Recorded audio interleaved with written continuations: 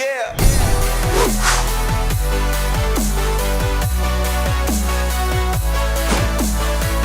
Hey guys, welcome back to the Gridiron Expert, continuing to bring you our updated predictions for the conferences that decided to play college football this season. And today we move on to the Big 12, the conference that may have single-handedly saved college football in 2020, and also the conference that may have had the easiest process of rescheduling their entire season.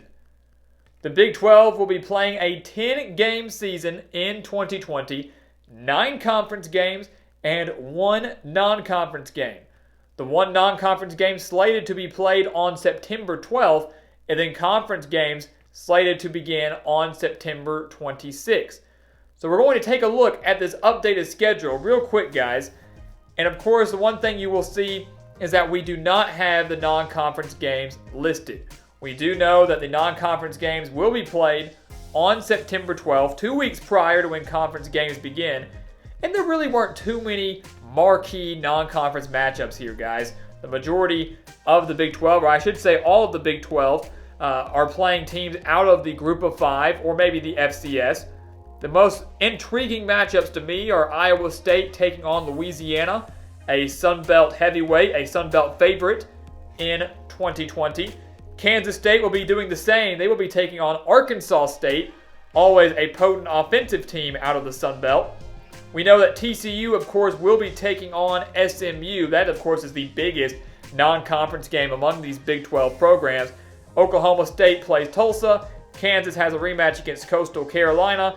And then a few other teams have decent matchups as well. But we do have all Big 12 teams winning their non-conference games. So wipe your brow, take a deep breath, don't worry about it.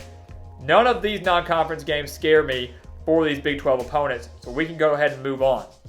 Let's take a look at their conference games though, guys. The first thing you should take a look at first is that everybody gets 2 bye weeks. The Big 12 is giving every team a minimum of 2 bye weeks on this schedule. Technically 3 if you count that September 19th week in between the non-conference game and the conference games. So you've got a minimum of 2 bye weeks here. And let's take a look at 2 weeks in particular, October 17th and November 14th, where only 2 games are going to be played. Only 2 Big 12 games will be played on October 17th and November 14th. Now, of course, that's bound to happen. The Big 12 only has 10 teams within the conference, so on a given day, you're really only guaranteed 5 matchups, but still, only 2 games on those 2 weeks. I thought that was very interesting. Oklahoma, let's take a look at them. The Big 12 favorites going into 2020, without a doubt. But they opened the season with 3 very difficult games, guys. They face off against Kansas State, a team that beat them last year. They then travel to Iowa State, and then they go to Dallas to take on Texas and the Red River Shootout. Those are all within the first 3 weeks. And let's not forget, Oklahoma's dealing with a brand new quarterback in Spencer Rattler, and their star running back in Kennedy Brooks is now gone, choosing to opt out. We'll touch more on that later, but keep an eye on the Sooners here, guys. That will really test Lincoln Riley and his squad. Baylor's another team that has a very difficult stretch in the middle of the season. They have to play Oklahoma State, at Texas, TCU, at Iowa State, and at Texas Tech in 5 consecutive weeks. Not an easy task for a brand new head coach in Dave Aranda. And again, guys, the gray games, the gray highlighted games there are home games, and the white highlighted games are away games. And the final point I do want to make here for another team that has a difficult stretch, of course there are many, but these are the biggest ones, especially among contenders, is Oklahoma State. They travel to Baylor, take on Iowa State and Texas at home, travel to Kansas State before getting a bye week, and then travel to Oklahoma.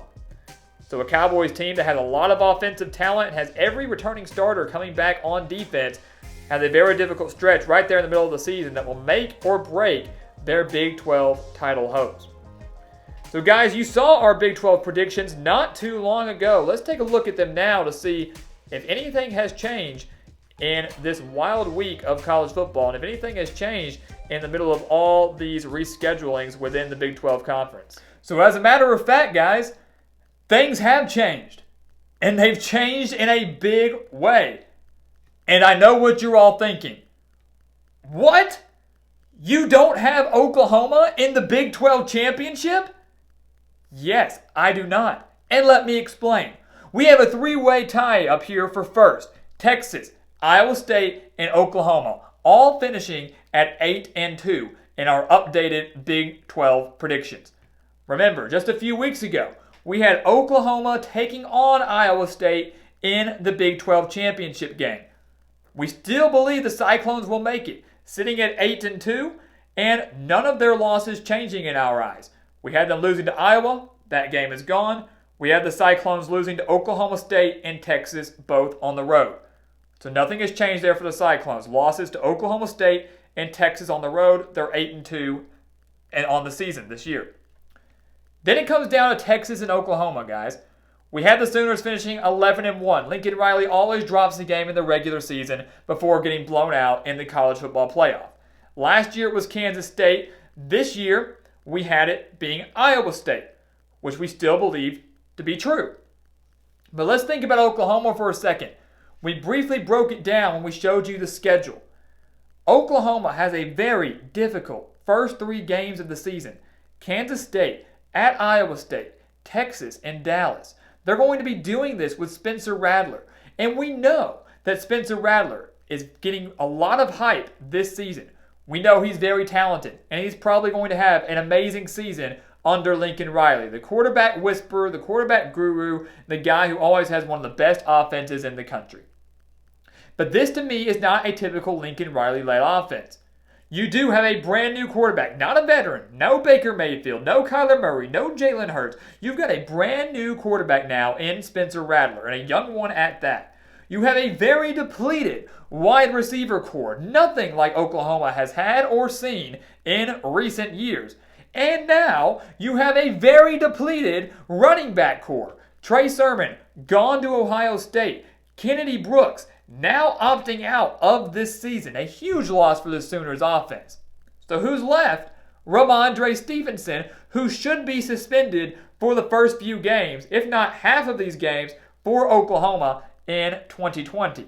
And if that's the case, this offense will be depleted for the three biggest games of their season, outside of Bedlam against Oklahoma State later on in November. So we have Oklahoma losing at Iowa State, and then falling now to Texas and Dallas, guys. We have now made that prediction change.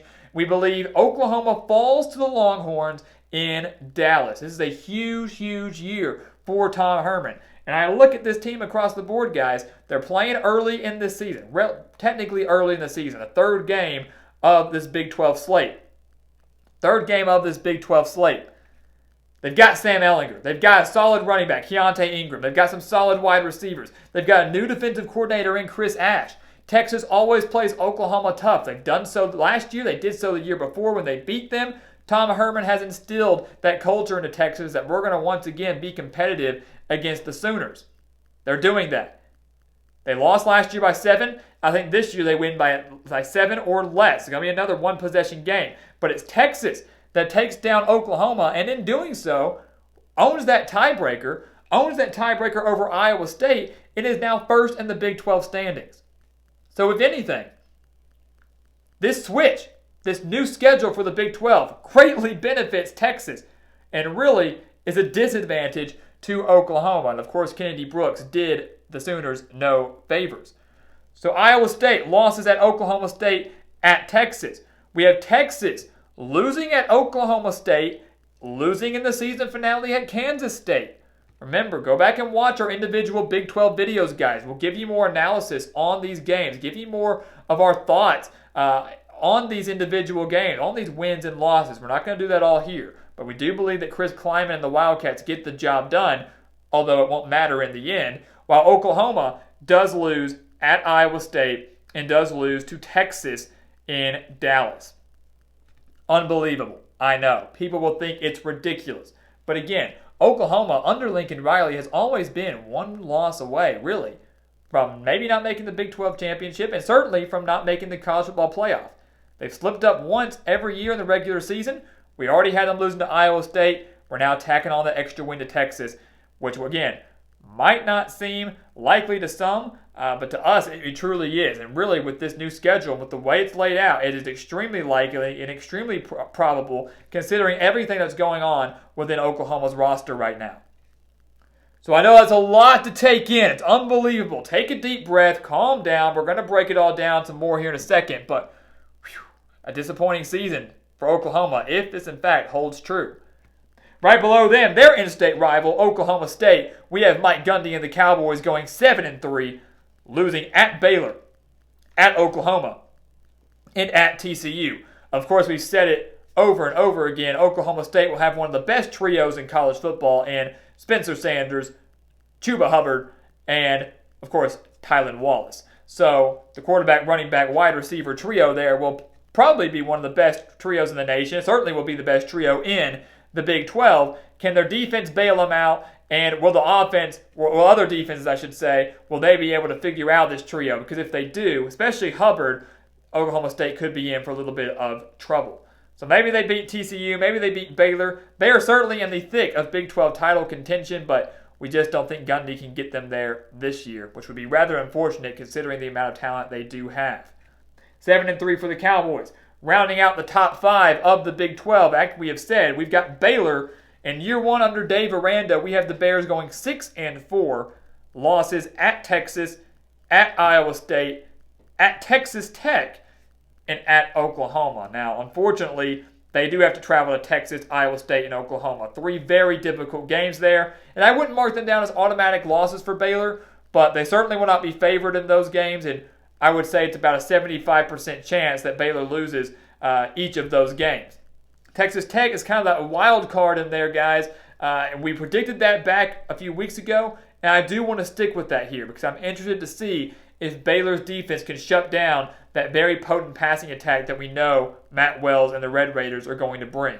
I think that's a game where you see Dave Aranda's defense kind of have a meltdown, and then they kind of really bounce back in the weeks after that.